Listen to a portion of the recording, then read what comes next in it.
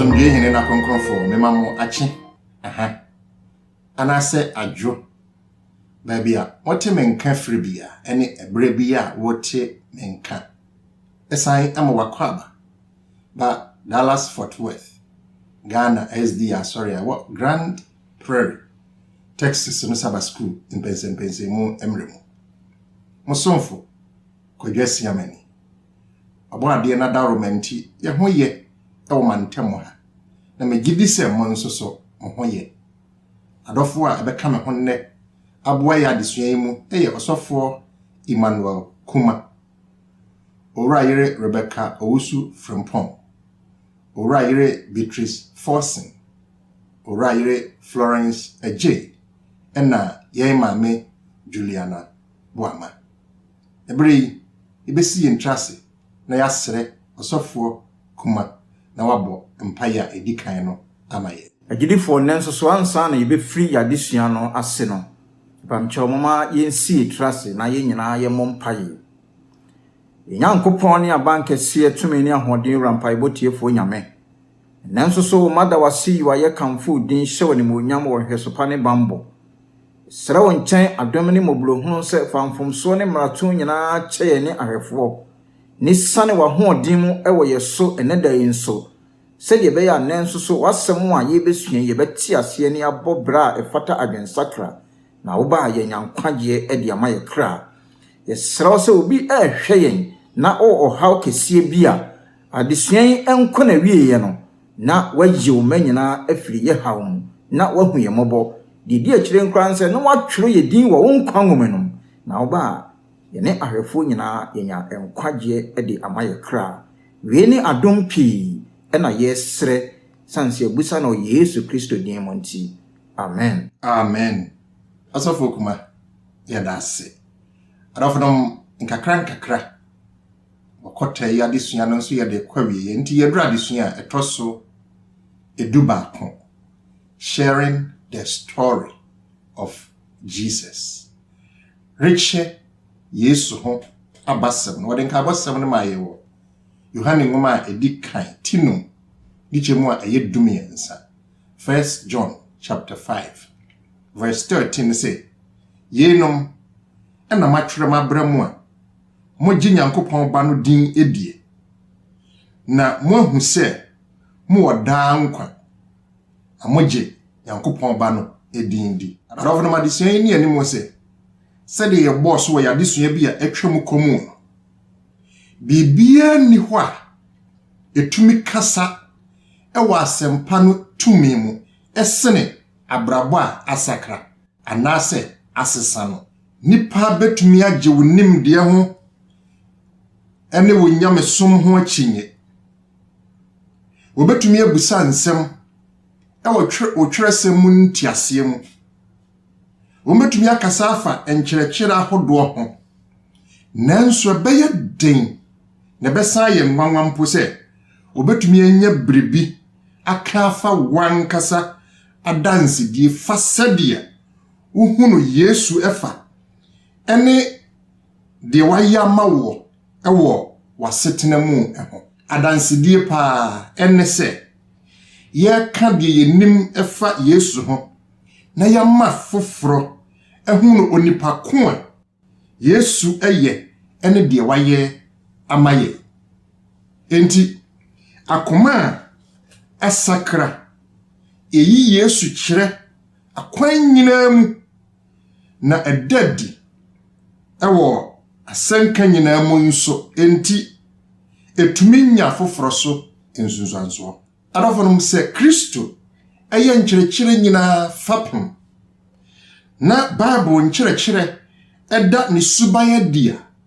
wonom aye ne wonom kyerɛkyerɛ no mu nsɛm no wonom nyina wonom bagye nasɛm no adi enti adofo ebere yi mu tebia yi mu na aka edi animu yi mu no yemfa mpaebɔ ensua nasɛm no titiriw na watwe mu nso na aboa ama yetumi ayesania Yesu pebra yeche ne ho abasɛm na ansa na no yenna ne ye ho na yapomɔden nsɛm a Dr. Yeboah ɛde ma yɛn da bia yɛnkotie na watwe mu no ɔhyɛ ɛyɛ charcoal bidie ho asɛm aseka ɔfa edi kan no na wɔde ɔfa ɛtɔ so mmienu ɛtoa so ɛde ama yɛn ɔwɔ koraa ka wo na yɛni antivenom no wɔ hɔ a ɛyɛ sɛ wɔde charcoal paste bɛto so no wɔ change ne hyew. Charcoal has the ability not to absorb but to adsorb poisons ni nyinaa firi ne tim kɔka ne naase de ba baabi a wɔne kaeɛ anaasɛ baabi a yadeɛ no wɔ anansi bi wɔ hɔ a yɛfrɛ no brown recluse spider saa nansi no wɔka wo sɛ pɛ wogyina hɔ na wo nam nyinaa prɔtetigu na aka wo nan kasa no nko a na hyɛ mpabɔ mu gye sɛ ɛtwa na no to twene mea mehunu bi sɛ maame bi ebi ka no yɛ doctorfoɔ no yɛ anse yɛde charcoal paste tare so saa ne yɛ 2 hours ne yɛ awae ne yɛ foforɔ de ɛta so wɔsɔre kɔ fie charcoal yɛ ade a wotumi nom bie ɛyɛ ade a wotumi de ta ne korɔ so mentu kwan baabi a memfa bi nkɔ wɔnom frɛ yɛ adeɛ bi Montezuma revenge ɛne sɛ watu kwan kɔ baabi Ghana na bi a woyɛ motuo ana watu kwan baabi a American Indian foɔ hene bi yɛfrɛ na Montezuma ɛna Cortez Spanish foɔ sogyafoɔ no baa bɛkum wɔnom fa wɔnom kingdom nyinaa sɛ kurom hɔ nsuo nyɛ wɔnom de kwan a no sogyafoɔ no nyinaa yɛ motu saa ma fa wi nti ne wɔnom frɛ saa diarrhea no Montezuma revenge biribi na mekɔ Ghana ɛna mekɔhyia Pentecost sɔfoɔ bi Black American wɔkɔka nyamsɛm yɛn nyinaa te plane mu together ɛdi nkɔmmɔ saa nam sɛ na waboaboa ho deɛ wɔsɛ ɔmaboa biribiaa nam sɛ charcoal kakra fa hyɛ wo ho wokɔ no sɛ basa woyam tua na wafa mekɔdi 2 weeks na mesa aba na mehyia na airport hunu me kikikiki na ɔbaba me sɛ da no ano wɔn so tu kwan nam sɛ na adan wɔsɛ aduro no a wode maa me no ɛyɛ Savia megyina pulpit so preachi na tia fide me na sabe me ya ne me ho na menhunu baabi a memfa waduro no nko a na gye me nkwa ampa yɛkɔ Hawaii Alaska me ne mama yɛkɔ cruise na amaame bi yɛkɔ bathroom me hwɛ sɛ ɔno gyina anim hɔ na ne ba bɛmmoa ɔwɔ toilet no so amaame ne sɛ fisi yɛbaa cruise yɛ akwara yi maame ho ntɔm tea fisi ha yɛ a ne yɛteɛ cruise ni nyinaa yɛbɛspɛnde ne toilet yi so nti mekɔɔ me cabin na mekɔyii charcoal kakra a mede kɔɔyɛ menkɔ baabiaa yɛ a memfa charcoal nkɔ me nneɛma a mede tu kwane ni sɛ sɛ yɛ charcoal na hyɛ m ha yi mekɔ baabiaa na hyɛ me ho mekɔ cabin kɔyii bi maa no na mede hyɛ mfiripim na mekyerɛw m'adrɛse ka ho cruise no twa mu ayɛ kɔɔ fie na maame no kyerɛw me ɔsɛ mede wase fi saa akwaraa no faa tablets no wankɔ teafi bio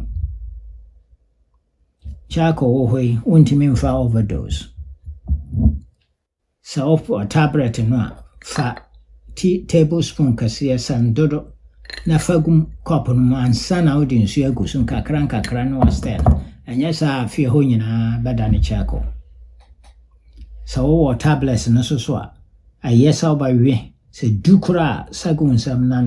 nanom nsuo glass kɛseɛ baako wontumi mfa overdose woyam otu sɛdeɛ ne aprɛm woyam keka sɛdeɛ ne aprɛm obi ma poison koraa de fra waduane mu a ɛbɛtumi absorb poison ne nyinaa charcoal ho wɔ mfasoɔ pa na nea yɛka ne sɛ aborɔfo deɛ no wɔnom frɛ no activated charcoal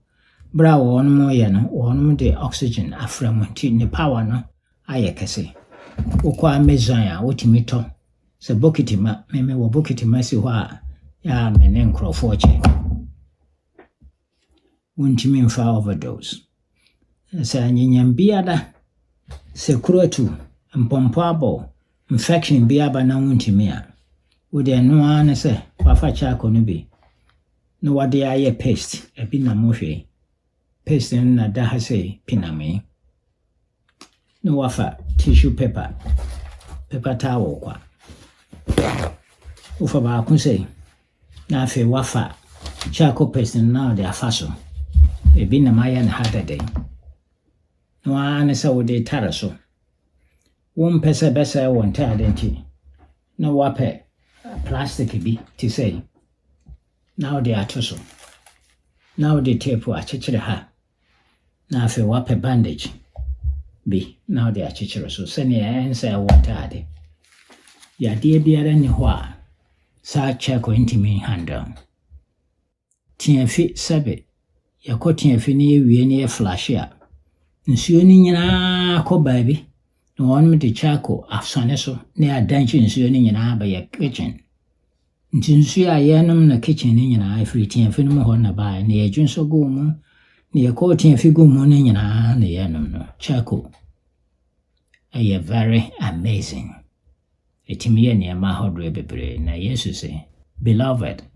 I wish above everything that ye may be in good health. And the mercy bebree. Yo, Dr. Yeboah, yɛda wase ɛbrɛ ɛne adagyeɛ. Na adɔfonom yɛbɔ mpaeɛ a yɛmmɔ bi ma yɛn papa yi. Ɛhyɛ yɛn nkuran na ɛma yɛkɔ yɛnim sɛ nea yɛyɛ obi a sɛ yɛbɛtumi atena gyidie yi mu akɔsi sɛ Kristo Yesu obepie n'anim onyam mu. Ɛno de yɛkɔ kwasiada adesua no a Yesu yɛadanseɛ fapem no ɔsɔfoɔ Emmanuel Kuma ɛbɛboa yɛn. Agyidifoɔ nɛ nso so yɛbɛda ɔbaadeɛ ase ɛwɔ akwanya kɛse a wɔde ama yɛ bio na yɛba bɛtoa yɛadesua a da yɛne mo esua no ɛso. Nɛ adesua a ɛtɔ so edu baako ɛna yɛne mo ɛbɛkyi na sɛdeɛ kwasiala bia mede kwasiala deɛ no ɛbrɛ mo no. Kwasiala deɛ a wɔde ma yɛne yi ɛse Yesu yɛn adansedie ɛfa pem no. Jesus, the basis of our testimony. Alɔfonom na deɛ adesua ne nyinaa ɛde ɛma yɛne sɛ nyamema ɛbrɛ na yɛnyɛ agyidifoɔ no ɛne ɛbrɛ yɛbɛyɛ agyidifoɔ nsakra yɛbɛn ɛna aba yɛ mu a yɛbɛtumi adi ho adanseɛ ɛma enipa nyinaa ɛho. Na ɛno no na Paul ɛka ho asɛm ɛwɔ Ephesians chapter 2 Efisofoɔ nwoma eti a ɛyɛ mmienu no. Wɔse na mo nso wama mo anyankwa mo a anka moyɛ awufoɔ mfomsoɔ ɛne bɔne emu. Na Paul etuefo sɛ bra na yemehu otumfo Nyankopɔn na yɛyɛ awufoɔ bari behu otumfo Nyankopɔn wama yɛ nyankwa. There has been a transition that has taken place. Na monim sɛ ebra na yemeye agyidifoɔ no na enema bia yeye bia no na yefiriye pemu na eye. Na we do anything according to the flesh. Nia ye nipadua no a desire. Nia ye nipadua no eye na kono bia no na ye demand. Ba ye be agyidifoɔ no ente sa bio. Enema na ye hunu sɛ eye anigye no. Ye be ye agyidifoɔ ni hunu sɛ na ya awerɛhoɔ na nka ɛdeɛ kɔ da ɔsɛyie emu. Ɛno na eye adansedie kɛse a etwa sɛ me no mienu yedima ewiase etie. Se na yewo ewiase no na ye awufoɔ. We were living but we were dead. Now we do anything according to the flesh. But now it is not like that. Say ye bibia under the influence of the Holy Spirit. And unti sa eniyama we no this transition ensesaya abaya brabo me no. Eno ene twa say ye kodi ho adanse. Na ye di adanse ewo nea wode sa nsakraye no ba ya brabo no akiri wiase. Na wiase nyina ehu no. Eno nti o Kristo ni bia etwa se ohunu enema asesan wo abrabom na obo hu dawuro kire wiase na ewiase nso so ebedi saa agenkwa kesi achi enti adofo sedie transition meka ho asemi a abaye mo no sebra na yenye agidifo no sedie na ya brabo sitie na yehu Yesu abrabo na asesa no de ama asesa nyina ye nkwagye a wode abreye no if you say okay John chapter 1 verse 4 was it in him was life and the life was the light of man ni mu ena enkwa wo na enkwa no ene enipa han na alofonom sedie last na ye ka no se ehan ba na esum afiri ho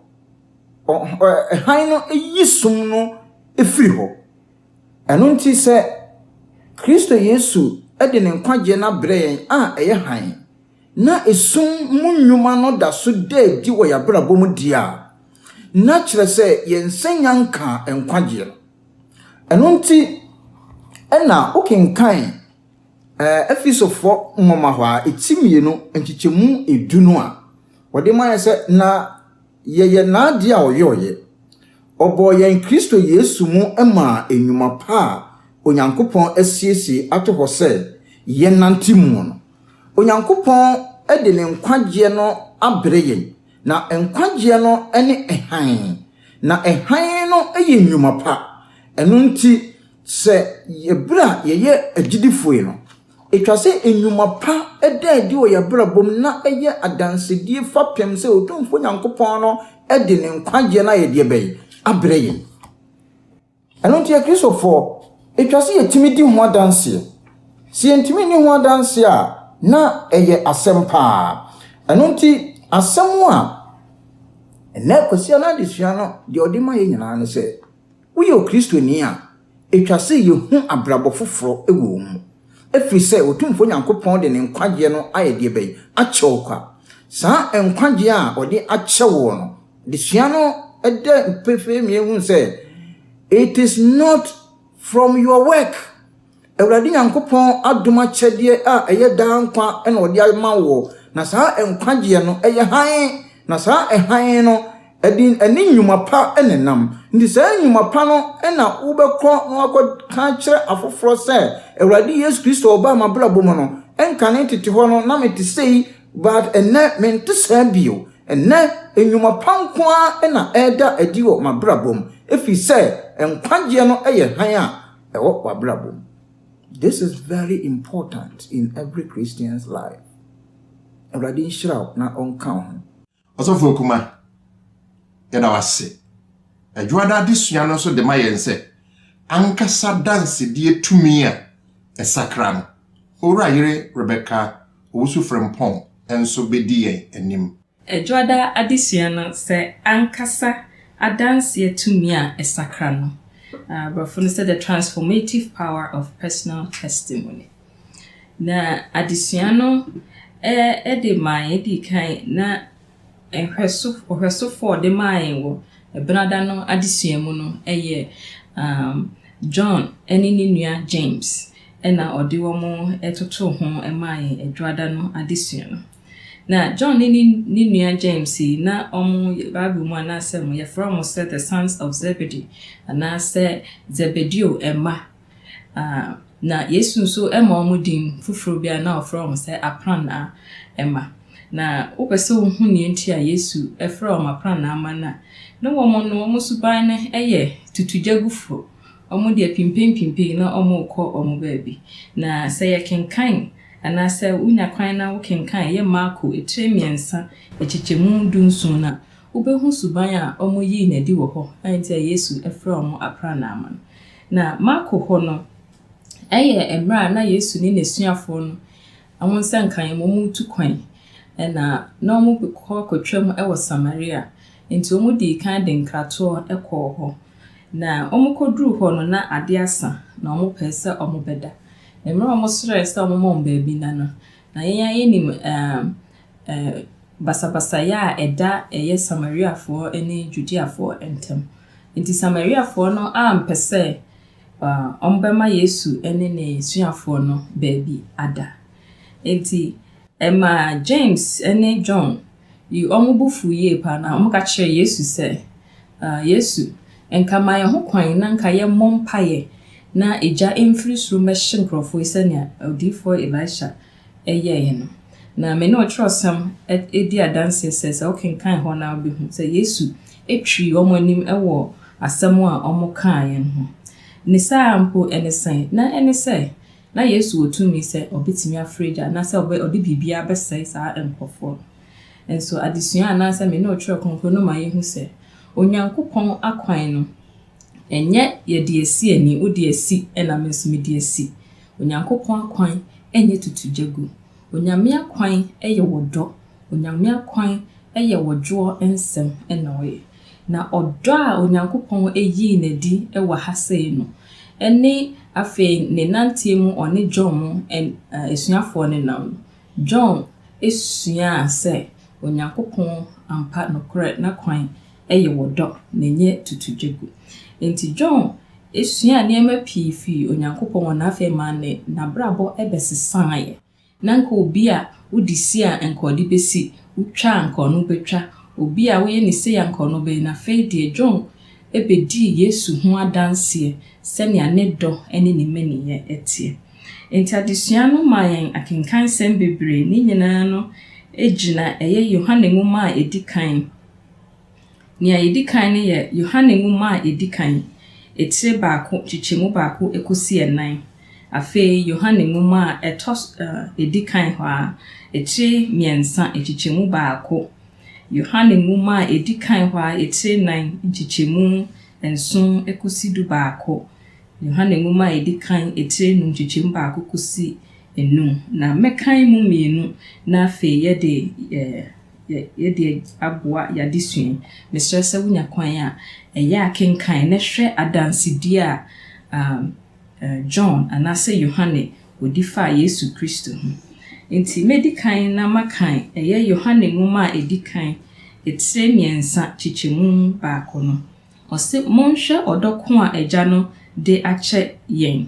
se won frɛ yen Onyankopon ma na yeye enso yenti ewiase inhu yen efiri sɛ wonhunu no akenkan sam a etoso mienu no eno nso yebehu no wɔ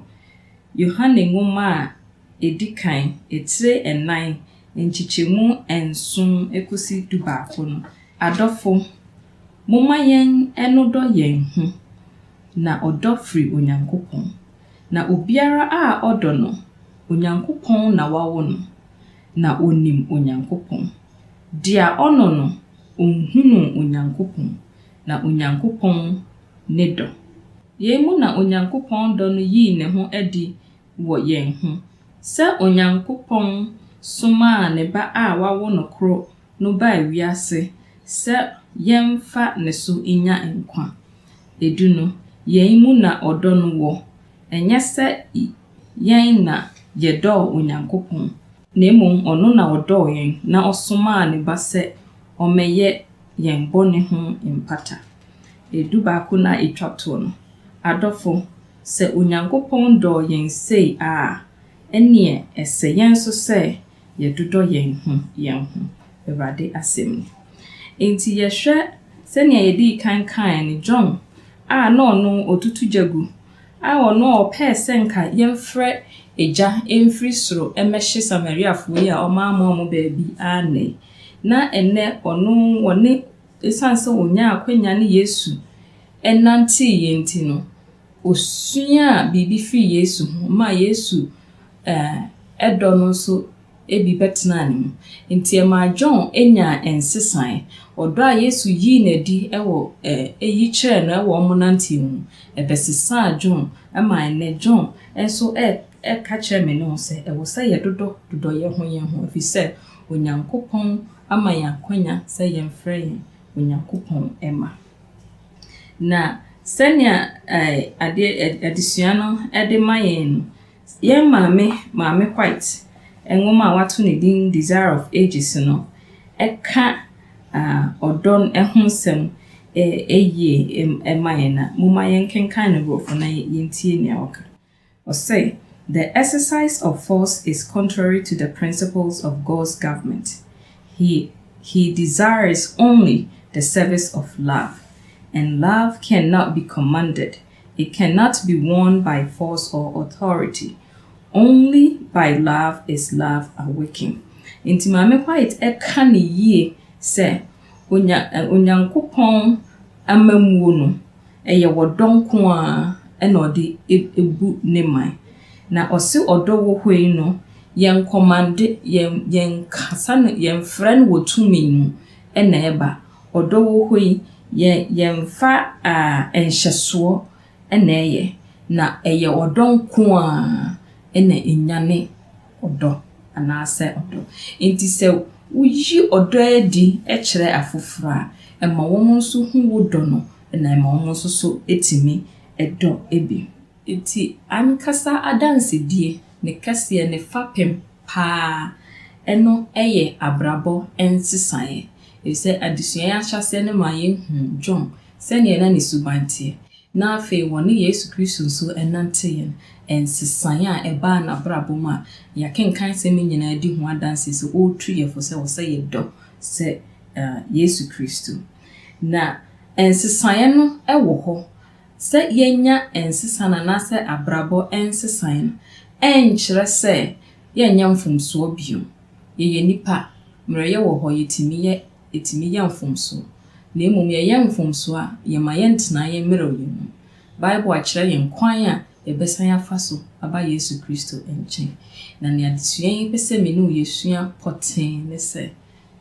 ewo se ye ma Kristo Yesu do no etene wo ye mu anasa ya brabom se ensuten na afi saa ensu anasa wodo na etene wo ye mu no ehira afoforo a etwa ye ho ahia enyina ye ni mfaso a ewo ensuten mu emenua ye afoforo nya binom enti wo se Yesu do no ekusu etene fa ye mu na afi ama afoforo etwa ye ho ahia no so enya ye nso emfaso onyankopon enhyai na oma me no ahoden na ye ntimi no sene Yesu enso so edoye no na domunti amen. Ora yire owo from pon yeda won so ase ora yire Florence Eje ebetoa so ebenada no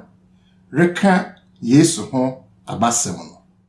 yo pani medawase ebrana no adisiano de mayense telling the story of Jesus reka Yesu ho asem na adisiano nyina ewo Matthew asempa no etire anwotwe chichemu a eye aduenu wotwe ekopem aduasana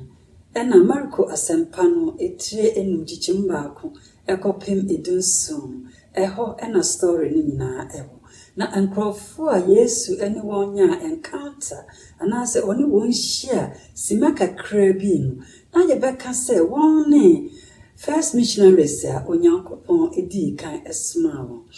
na sa ankrofo yi nye nkrofo bia won adwene mu edaho na won adwene enye na won nipadua enye na ahohombone eti won mu na sa ahohombone no nso enye ba ade baako na edoso pan yi odofo ebia na wutie adisuan na wo de wadwen ye o se ohumfi bia eti mu na eti mu no untimi emfa wo ho emmedon Kristo asafo ana se untimi ensom nyame emfa ho ne bone ahoro a eti mu a wo ye na emfa ho ne ye ahoro a emfata a wo ye emfa ho ne sene wasi apura wo mantamufo se wo hia Yesu simaka krabi na ombie na sem no mu empo encherewa odofo oye bibi pabi ewa abrabo mu ema eno ne adekra osimi no mienu yenkoka ho asem enema bia me no mienu ebra yenye mehu Kristo no na yekura mu na edi yenya adwamammo honhom konkonsa atro ene ne boni bebre ena na ewo yemu na bra me no mienu yabehu Yesu no na dom no akova ye nyina ama yetimi agya saa nema nyina eno ena o ka kire me no mienu se yesua nyame asem no na ye koka ye ne afoforo entimi enche Yesu ehu entimi endi adanse emfa nkyere wo esanse owura no ebra Yesu esan won yare wie no na opese anka obetina Yesu na yase nanso Yesu ampene so ose wonko na wonfa wo hu enko kyere na busuafo ene wonkromfo na okoye no so na abodam na nyina akọ na dwene mu ate ne hu na nyina ye clean enti eye nipa wanwa esanse dikapoli nkrotuo na nyina ate owura yinka nkrotuo dua na ewo ho no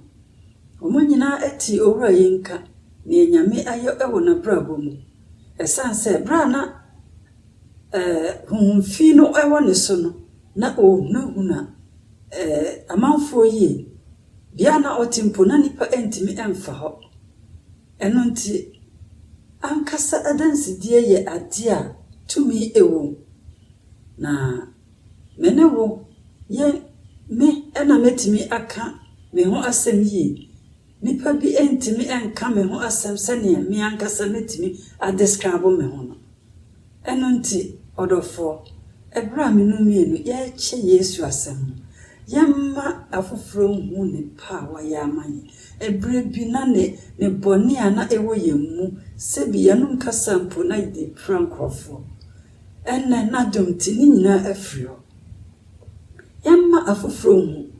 ne nyame ayamanye ebia obi wo ho a on de na twen kura ye ne se oba Yesu nchi a enye yi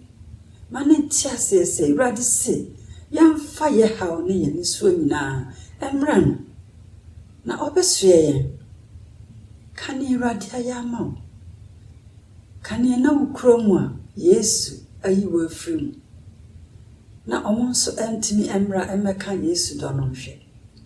eradi ehuye mobo na yentimi enyesa ewo na domunti amen right reji yada wonso ase redi adanse arehyemumu ene ukuada adesua no a Orayire Beatrice Forsen enso edi ye nimu no. Nyame asundwe enkan nyina. Ukwada adesua no na ye koso. Atifi asem no say testifying with assurance. Yedi adanse wo arehyimu. Na akenkansam no ewo Yohane mu ma edikan. Eti enum nyimudu ba kopam du miensa. Na fe Hebrew fonuma eti du enyimu dunkuno kopem aduonu minu na Korinto fonuma edi nkan etu dunu enyimu baako ani minu no ewantimi nkenkan mesre se nyabra ma yenkenkan na de medikan abusa ewo adesuan emu ene se so obi hia na obusa se wo dan kwa so nyano bena odebema no wo arehyimu ewo Yesu Kristo mu ana yemu bebre ewo ho a yede ye ho abafom sane yetibia ne etinti yensusu se ye wodan kwa ewo Yesu Kristo mu eno ntini yadwen ye se yayira Yesu ba yenyankwa nanso azaya nwoma no eti aduanan enum nyimu aduonu minu Onyankopon se yamra ne nchen na yenyankwa oyo Onyankopon obi eni ho a otese wono enu ntimi no mienu ebra ye make friends for Jesus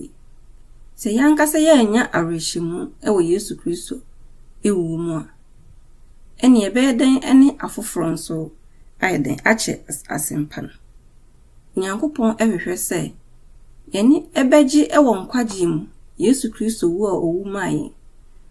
ode ne ho eto ho mai ewu owu ya ede mai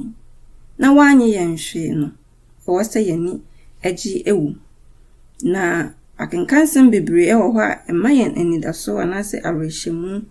ewo saa asemi eho se ye kenkan Roman fonuma eti enum yimu baako na emaye hu se enam gidi enti Onyankopon abuyembem na yo asundwe ewo Yesu Kristo afi Roman form mananso eti enwotwe nyimu baako no nso se afobu ebia eni ho ema yimbio enam se yaba Yesu Kristo emu no enti enu ntimi no mienu se ema ye niji ewo sa nkwaje yimu a sa boni ho afodi ni nyina yebedi ye ho afri sa afobu no enyina emu na adofo no moma yenkenkan Yohane enwuma edinkan no eti enum yimu duminu na moma yenti Onyankopon asem mekenkan firi du baako no na yeni adanse no se Onyankopon ama yen daa enkwa na enkwan yi wo ne ba no mu de wo oba no ewo nkwa de oni Nyankopon ba no oni enkwa dumiensa no yenum na matwere mabremu a moji Nyankopon ba no dindie na mohu se mo daa enkwa na moaji Nyankopon ba no edin edi amen and amen ejidifo sene Yohane edema yen se yewo oba na Onyankopon ba na yewo enkwa yini Onyankopon ba no dia yini nkwa Onyankopon ba no emu ena enkwa wo ntimi no mienu ebro Onyankopon afre yin na yaje no atum se ye kra ene yaje nkwan o se moma ye de hoahoa yen ho na ye ko Onyankopon animu a yemfa amosepe ena yenko Onyankopon ani enam se ye wo osofu panyin bi a odi ema yen na ni moja ni nti waje minu eminu enu nti adofo no ebra ye hu Yesu Kristo yi opene de ewo ho ema yen ye hu no anase abeka ne do no ahwe na dom no ahwe enu enkyere se ye ntimi enhwe ase na se ye ntimi enfri nkwaje no ye betimi afri ho enam se opene ewo yensem se ye mayen kumamu ekwan na Onyankopon eka yen ho a na ye hu se ewu a obewu emayen no eye odoso ena odu ewu mayen na odono emupi na ye hu sa nyema we nyina eno ebeboa yen amada ne da no ya make the right choice se Onyankopon ewu owu mayen ye ma ne enyekwa ni benya eso emfaso na se yesa abre enyina no ye bepe akonya bi eni akofro nso ache Onyankopon asem ewa abra yensu enam se yaje no adi na yewo arehwemu nso ewo Yesu Kristo emu enu ntida ne da baby enam bia no mama yemfa nhihye ye ho mama yenya arehwemu ewo Yesu Kristo mu ne ni akofro echa enam se yewo arehwemu no nti eya nkase ye personal testimony obi entimi anyim free ensem ebetimi ne akofro nso ache adom no na Yesu eyi ne ho adi ye nyina ya se afata na me inshira yen alright for us ya da wase eno de ye koya wada de sua no bribi e fata se ye di ho adanse ana ye ka ho asem ye maame Juliana Boama enso so ebeboaye enuano ye wada de sua ne eduro so something worth testifying about bribi e fata se ye di ho adanse e kire afoforo na nka abosem no ye hu no Galatians 2:20 or say I'm crucified with Christ, nevertheless I live, yet not I, but Christ liveth in me. And the life which I now live in the flesh, I live by the faith of the Son of God, who loved me and gave himself for me. She no obeka say, wabome ni Kristo asemwe. Na masi ameti de enye me bio. Na Kristo na oti ase wo mi mu na wase ameti ehunam edie etiri Nyankopon ba no a odo me na ode no ho ama me no hugidie mu sa na twie no ka se ye ba Nyankopon ho a ahopachie bebre wo ho a ese ye jemu na ofre ye se ye nya asa na ema no na yimedi na chi enti oka asase no wo look at Rinkron Chichemaduonu miensa so ka kire wo se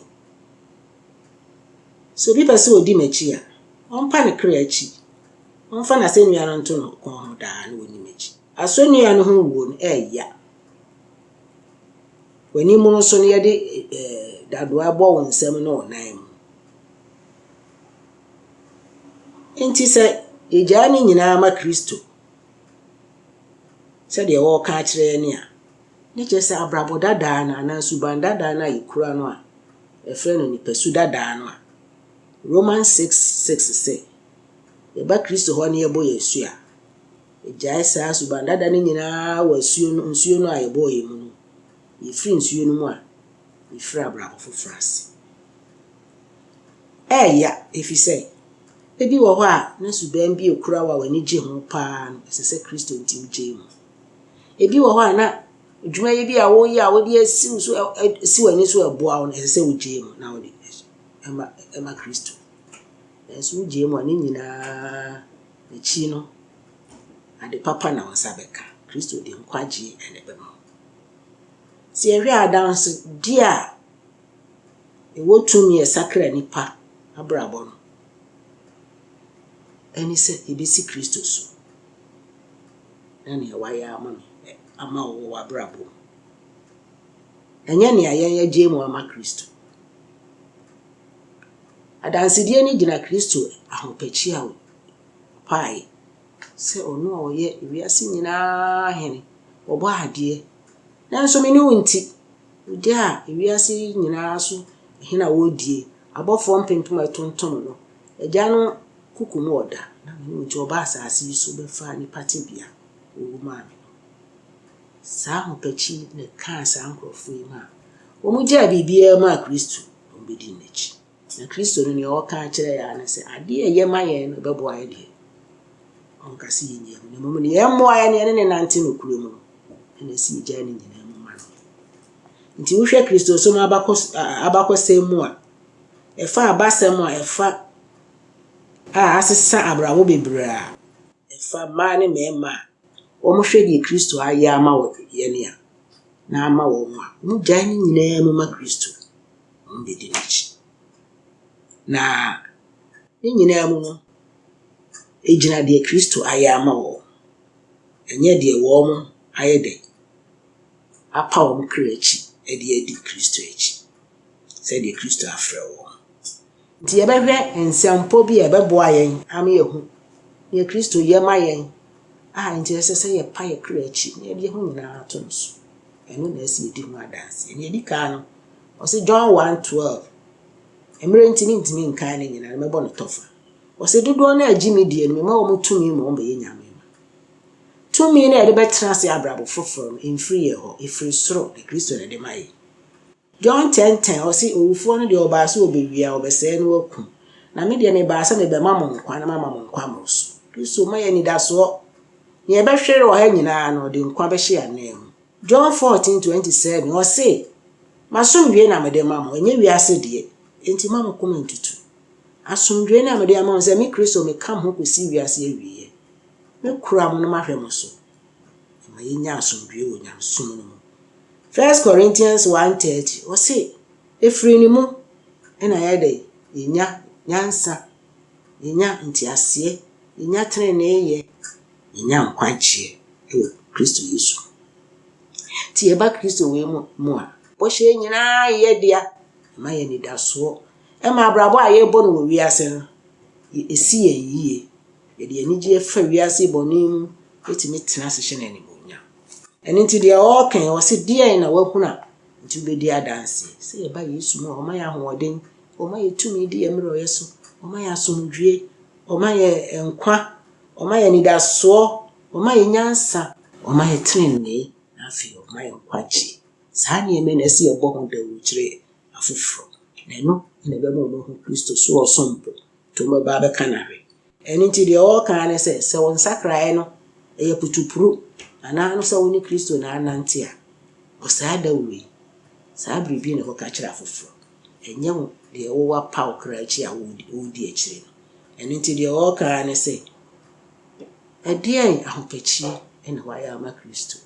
ɛdeɛn ɛna nante a wo ne na nante suhu bɛn na wayɛ a wo ne afoforɔ bɛkyɛ sɛ Kristo aboa wo ama otimi afam ɛno ɛne biribi a ɔse yɛnkɔ ka nkyerɛ afoforo. Awurade no amoa yɛn ɔnka yɛn ho na yɛsua yi yɛmfa mmɔbra ne mfa nsiesie yɛn ho ne afoforo so nkye ɛno koradie ne ne tumidie no ɛne ne nhyira wɔ ne din mu nti amen. Mama Julian Boama yɛda wo nso ase na mɛsan da abadwafoɔ nyinaa nso ase bio.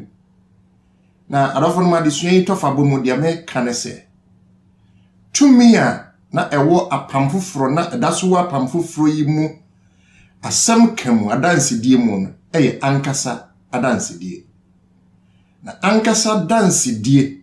ɛnyɛ ne sɛ akane no bɔne tebea na yɛwɔ mu na sɛsɛ de Yesu asesa yɛn na yɛabɛyɛ foforo ɛnyɛ noa. Na mmom ankasa dansedie mu tumi a etimi agye nkwa ɛne sɛ Yesu Kristo Onyankopɔn ba no ogya na henie ɛwɔ soro ɛba bɔne sum wiase anka owuo ɛmene no na ne botaye ne sɛ ɔbɛgye yɛn ɛde yɛn afam ne ho bio. Enti ankasa dansedie ɛnyɛ sɛnea yɛn yɛteɛ ɛne sɛnea yɛhunu yɛn ho, na mmom sɛnea Yesu teɛ ɛne ne tumi a ɔde bɛsesa afoforo. Onyankopɔn ɔmmoa yɛn, ɔnhyira yɛn na ɔnhyɛ yɛn den sɛ bɛyɛ a yɛbɛtumi ayɛ nea ɛsɔ n'ani brɛ mpo wasesa yɛn na yɛdi ne ho adanseɛ no ɛnyɛ sɛ yɛka fa yɛn ho ane yɛbɛtumi deɛ no ayɛ adansedie nanso ne botaeɛ no nyinaa ɛne Kristo Yesu a ɔbɛgye yɛn nkwa no. Facebook DFW Ghana SDA, YouTube DFW Ghana SDA, yɛn website no dfwghanasdach.com. Adofonom okɔ hɔ a wobɛhu yɛn radio handle no wokɔ click so a bɔbɔ dwom saa dɔ radio no nan no nyina nyamenyom nko a